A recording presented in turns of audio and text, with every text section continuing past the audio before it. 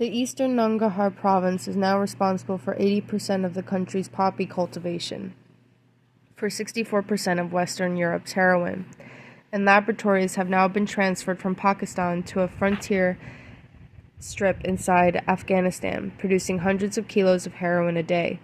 Fortified with anti-aircraft guns and armored vehicles to withstand a military offensive, local government officials in Jalalabad claim to have eradicated 30,000 hectares of opium and hashish fields over the past 2 years, but their efforts, brave enough given the firepower of the drug producers, seem as hopeless as the world's attempts to find a solution to drug abuse.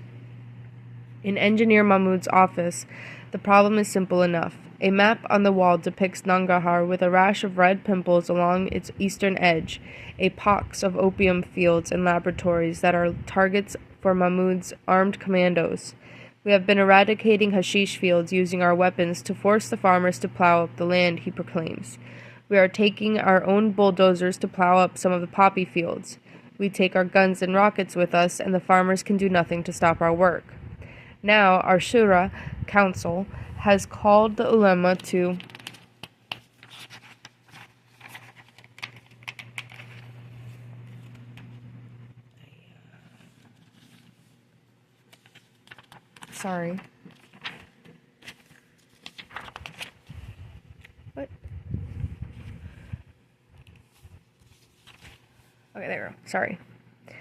has called the ulema to lecture the people on the evils of drug production, quoting from the Quran to support their words.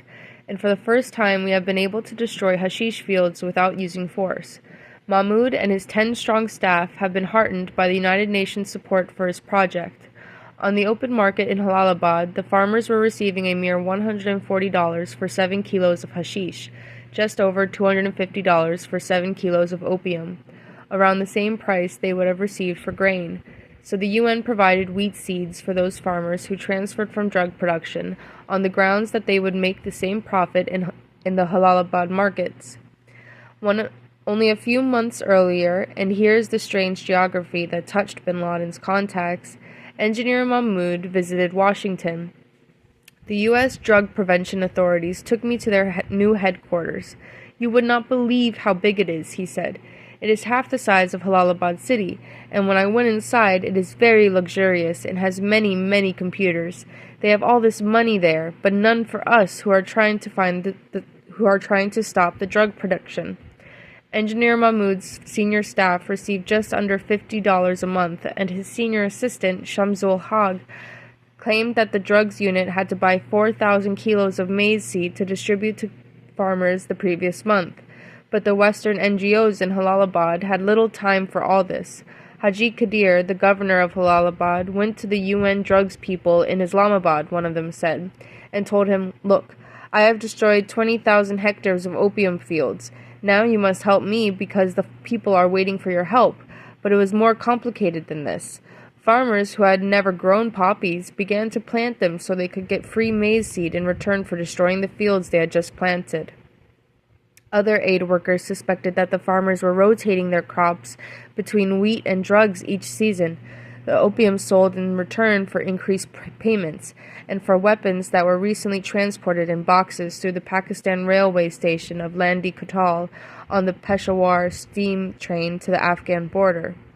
Poppy cultivation had become an agribusiness, and the dealers of the Afghan drug barons now had technical advisors who were visiting Nangarhar to advise on the crop and the product, paying in advance, and so concerned about the health of their workers that they had given them face masks to wear in the opium factories. Some said they were even offered health insurance. This was capitalism on a ruthlessly illegal scale, and when I asked a European UN official how the world could compete with it, he drew in his breath. "Legalize drugs," he roared. "Legalize the lot. It will be the end of the drug barons. They'll go broke and kill each other. But of course the world will never accept that, so we'll go on fighting a losing war." Engineer Mahmood would only shrug his shoulders when I repeated this to him. What could he do? I raised the subject of Sheikh Osama for the third time. "The Sheikh wanted to see me," I repeated. "I was not looking for him. I was in Jalalabad at the Sheikh's request. He was looking for me.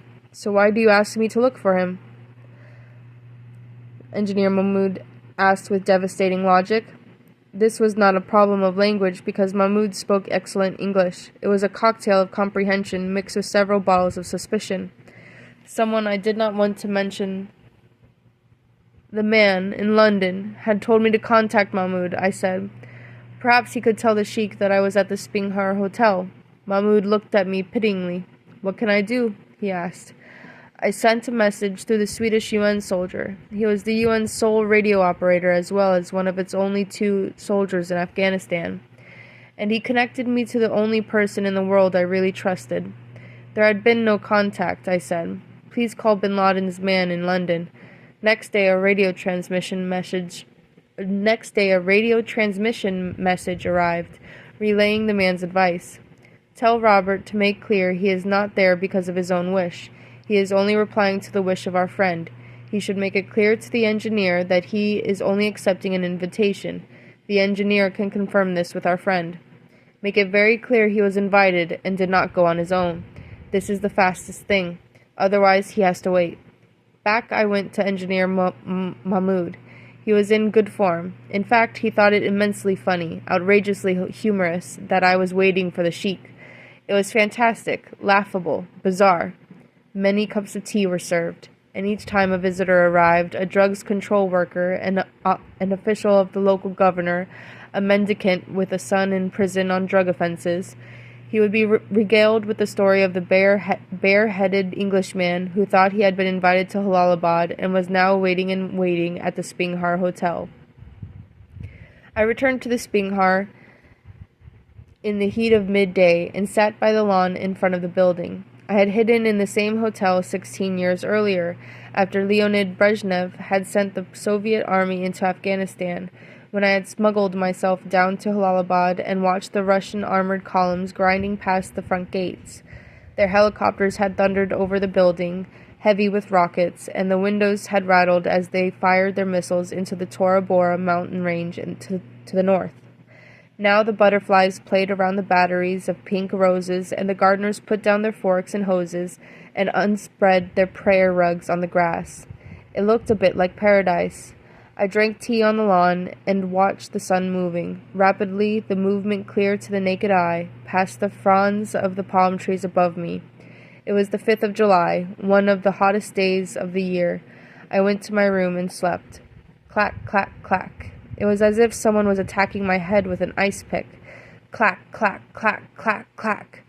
Ever since I was a child, I had hated these moments, the violent tugging of sheets, the inconsistent knock on the bedroom door, the screeching voice of the prefect telling me to get up. But this was different. Clack, clack, clack, clack, clack, clack, clack. I sat up. Someone was banging a set of car keys against my bedroom window. Mr. Robert, a voice whispered urgently. Mr. Robert. He hissed the word. Mr. Yes, I'm here. Please come downstairs. There is someone to see you. It registered only slowly that the man must have climbed the ancient fire escape to reach the window of my room. I dressed, grabbed a coat. I had a feeling we might travel in the night, and almost forgot my old Nikon. I walked as calmly as I could past the reception desk and out into the early afternoon heat. The man wore a grubby gray Afghan robe and a small round cotton hat. But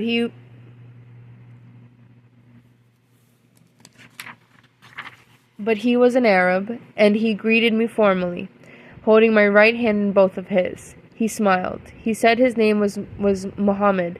He was my guide. To see the sheikh? I asked. He smiled but said nothing. I was still worried about a trap. The guide's name would be Mohammed, wouldn't it?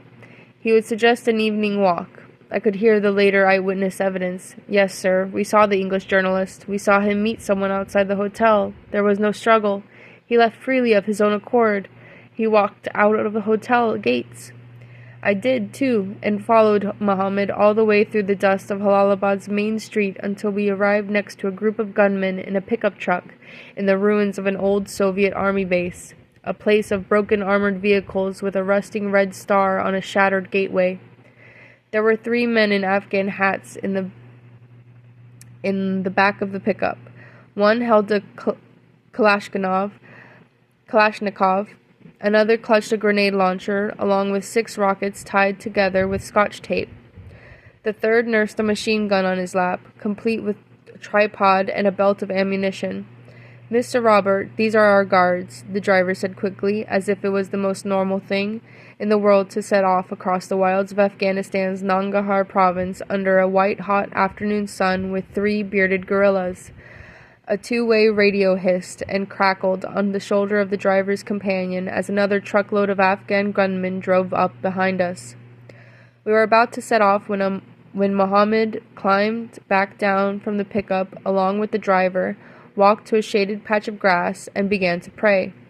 For 5 minutes the 2 men lay half prostrate, facing the distant Kabul Gorge, and beyond that, a far more distant Mecca. We drove off along a broken highway and then turned onto a dirt track by an irrigation canal, the guns in the back of the truck bouncing on the floor, the guards' eyes peering from behind their checkered scarves. We traveled like that for hours, past half-demolished mud villages and valleys towering black rocks, a journey across the face of the moon. Out of the gray heat there loomed the ghosts of a terrible war, of communism's last imperial gasp, the overgrown revetments of Soviet army fire bases, artillery positions, upended, dust-covered guns, and the carcasses of a burnt-out tank in which no one could have survived. Amid the furnace of the late afternoon, there emerged a whole blitzed town of ancient castellated mud fortresses, their walls shot with machine gun bullets and shells. Wild naked children were playing in the ruins. Just the other side of the phantom town, Mohammed's driver took us off the track and began steering across shale and hard rock, the stones spitting beneath our wheels as we skirted kilometers of fields that were covered in yellow dust. "This is a gift from the Russians," Mohammed said. You know why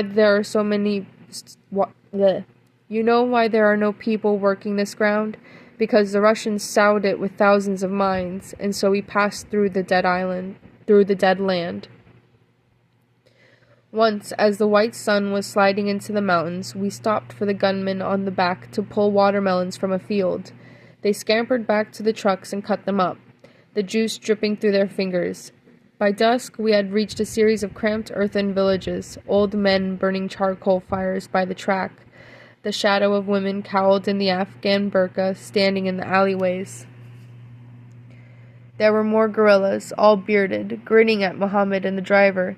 It was night before we stopped, in an orchard where wooden sofas had been covered in army blankets piled with belts and webbing, and where armed men emerged out of the darkness, all in Afghan clothes and soft woolen flat hats, some holding rifles, others machine guns. They were the Arab Mujahideen, the Arab Afghans, denounced by the presidents and kings of half the Arab world, and by the United States of America. Very soon the world would know them as Al-Qaeda. They came from Egypt, Algeria, Saudi Arabia, Jordan, Syria, Kuwait. 2 of them wore spectacles. One said he was a doctor. A few of them shook hands in a rather solemn way and greeted me in Arabic.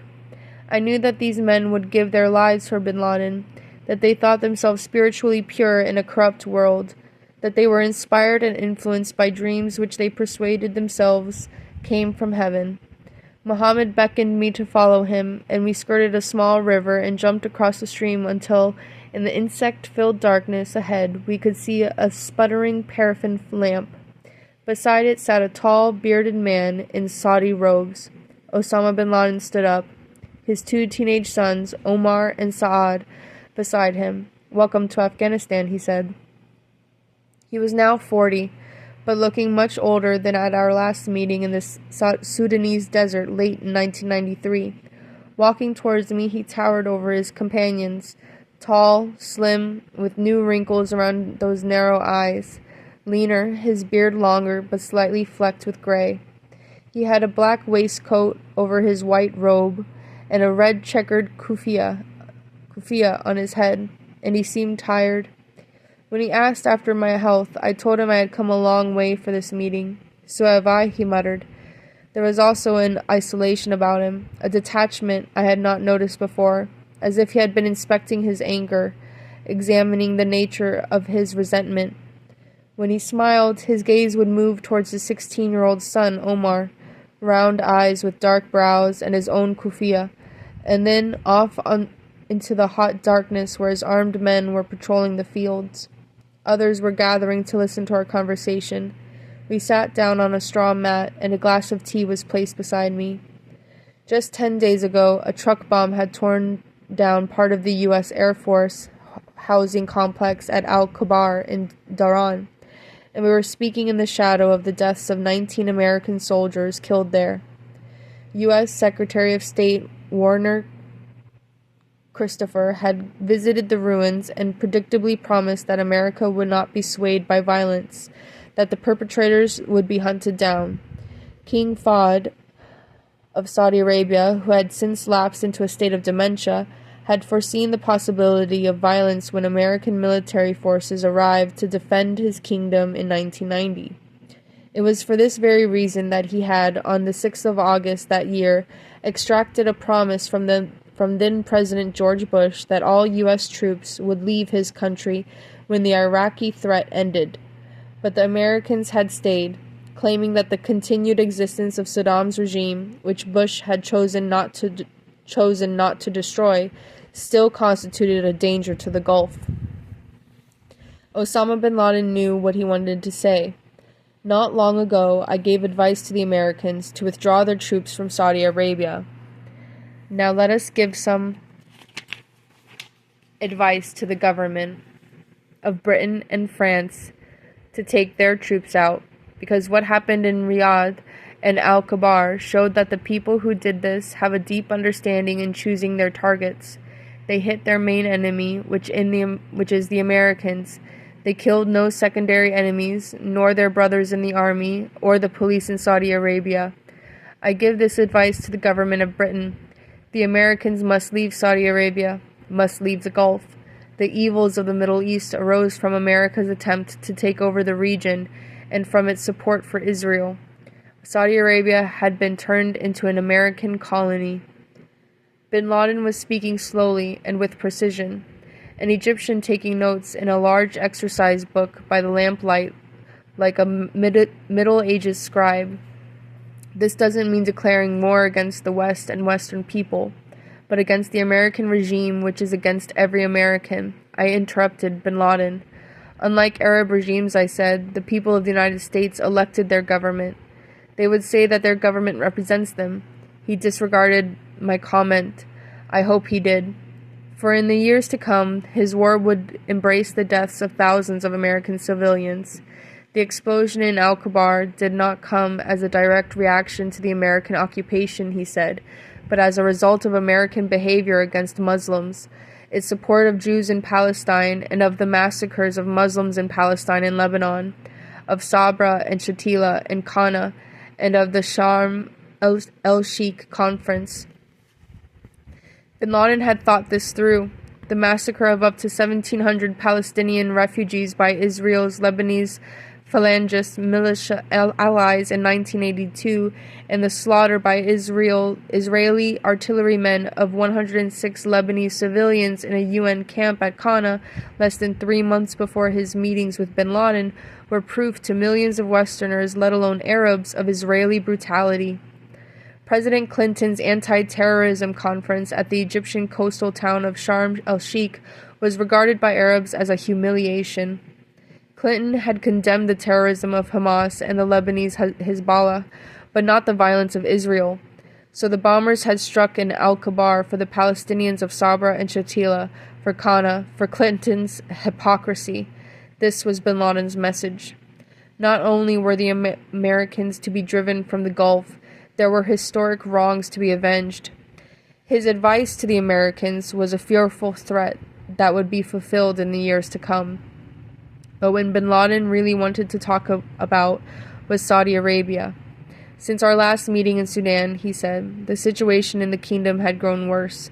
The ulema, the religious leaders, had declared in their mosques had declared in the mosques that the presence of American troops was not acceptable, and the government took action against these ulama on the advice of the Americans. For bin Laden, the betrayal of the Saudi people began 24 years before his birth, when Abdul Aziz al-Saud proclaimed his kingdom in 1932. The regime started under the flag of applying Islamic law, and under this banner, all the people of Saudi Arabia came to help the Saudi family take power. But Abdul Aziz did not apply Islamic law. The country was set up for his family. Then, after the discovery of petroleum, the Saudi regime found another support: the money to make people rich and to give them the services in life they wanted and to make them satisfied.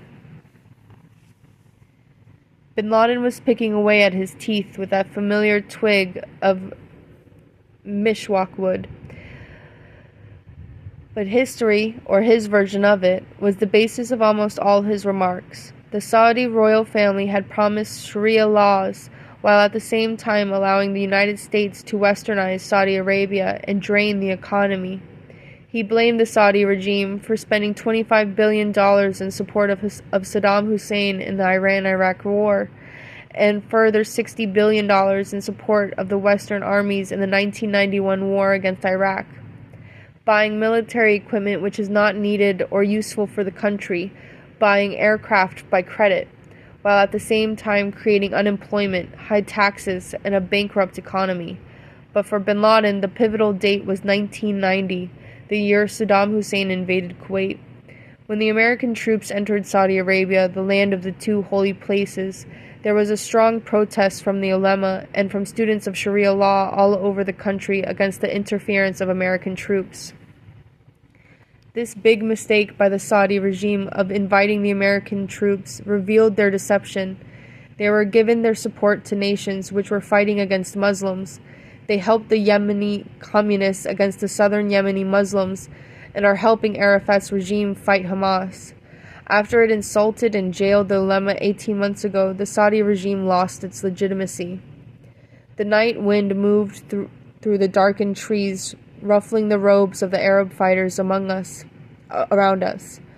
Bin Laden spread his right hand and used his fingers to list the mistakes of the Saudi monarchy. At the same time, the financial crisis happened inside the kingdom, and now all the people there suffer from this. Saudi merchants found their contracts were broken. The government owes them 340 billion Saudi riyals, which is a very big amount. It represents 30% of the national income inside the kingdom. Prices are going up, and people have to pay more for electricity, water, and fuel. Saudi farmers have not received money since 1992, and those who get grants now receive them on government loans and from banks. Education is deteriorating, and people have to take their children from government schools and put them in private education, which is very expensive. Bin Laden paused to see if I had listened to his careful, if frighteningly exclusive, history lesson. The Saudi people have remembered now what the ulama told them, and they realize America is the main reason for their problems. The ordinary man knows that his country is the largest oil producer in the world, yet at the same time he is suffering from taxes and bad services. Now the people understand the speeches of the ulemas in the mosques, that our country has become an American colony. They act decisively with every action to kick the Americans out of Saudi Arabia. What happened in Riyadh and Al-Kabar is clear evidence of the huge anger of Saudi people against America. The Saudis now know their real enemy is America. There was no doubting bin Laden's argument. The overthrow of the Saudi regime and the eviction of U.S. forces from the kingdom were one and the same for him. He was claiming that the real religious leadership of Saudi Arabia, among whom he clearly saw himself, was an inspiration to Saudis, that Saudis themselves would drive out the Americans, that Saudis hitherto regarded as a rich and complacent people might strike at the United States. Could this be true? The air was clouded with insects. I was writing in my notebook with my right hand and swatting them away from my face and clothes with my left. big insects with wide wings and bug-like creatures that would slap against my shirt and the pages of my notebook. I noticed that they were colliding with bin Laden's white robe, even his face, as if they had somehow been alerted by the anger emanating from this man. He sometimes stopped speaking for all of 60 seconds. He was the first Arab figure I noticed doing this, in order to reflect upon his words.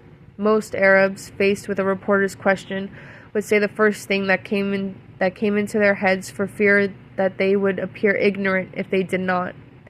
Bin Laden was different. He was alarming because he was possessed of that quality which leads men to war, total self-conviction. In the years to come, I would see others manifest this dangerous characteristic. President George W. Bush and Tony Blair came to mind, but never the fatal self-resolve of Osama bin Laden. There was a dark quality to his calculations. If 1 kilogram of TNT exploded in a country in which nobody had heard an explosion in 100 years, he said, surely the exploding of 2,500 kilos of TNT at Al-Kabar is clear evidence of the scale of the people's anger against the Americans and of their ability to continue that resistance against the American occupation. Had I been a prophet, might I have thought more deeply about that fearful metaphor which bin Laden used, the one about the TNT. Was there not a country, a nation which knew no war within its borders for well over 100 years, which could be struck with evidence of a people's anger, 2,500 times beyond anything it might imagine? But I was calculating more prosaic equations. Bin Laden had asked me, a routine of every Palestinian under occupation, if Europeans did not resist occupation during the Second World War. I told him no Europeans would accept this argument over Saudi Arabia, because the Nazis killed millions of Europeans, yet the Americans had never murdered a single Saudi. Such a parallel was historically and morally wrong. Bin Laden did not agree. We as Muslims have a strong feeling that binds us together. We feel for our brothers in Palestine and Lebanon. When 60 Jews are killed inside Palestine, he was talking about Palestinian suicide bombings in Israel. All the world gathers within 7 days to criticize this action, while the deaths of 600,000 Iraqi children did not receive the same reaction. It was bin Laden's first reference to Iraq and to the UN sanctions which were to result, according to the UN officials themselves, in the death of more than 500,000 children.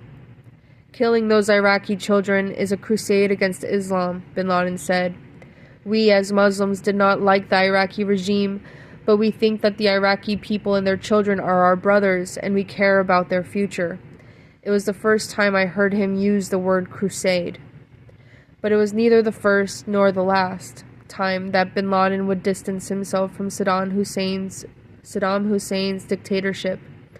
Much good would it do him. 7 years later, the United States would launch an invasion of Iraq that would be partly justified by the regime's support of a man who so detested it. But these were not the only words which bin Laden uttered that night to which I should have paid greater attention, for at one point he placed his right hand on his chest. I believe that sooner or later the Americans will leave Saudi Arabia, and that the war declared by America against the Saudi people means war against all Muslims everywhere, he said. Resistance against America will spread in many, many places in Muslim countries. Our trusted leaders, the ulama, had given us a fatwa that we must drive out the Americans.